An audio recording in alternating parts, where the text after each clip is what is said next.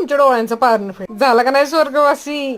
जराच असं आहे का नाही मनाला भुरळ पडत. तर राम राम मंडळी. आजचा विषय राहू बघा शेत होता. आहे ना आमच्या डायरेक्ट कमळाबाईच्या मानव घाऊ घालून कमळाबाई घेऊन चालली ती घरी. आता कारण कमळाबाईची करायची ती भाजी. काय आनंद आमचा गगनात मावून होता कारण आजचा बेत काहीसा वेगळाच होता ना. काय आहे ना आमच्या लगेच कामगिरी हातात घेतली. त्याची केसरी लंगुटाची पिशवी पटकीने काढून टाकली कारण लंगुट जर आपण काय खाऊ शकत नाही त्यातला एक पार्ट असतो. मनात वेगळा विचार आणणार पण तुमचं मेंदू जेवढा चालत नाही तेवढं मन 360 डिग्री फिरतं.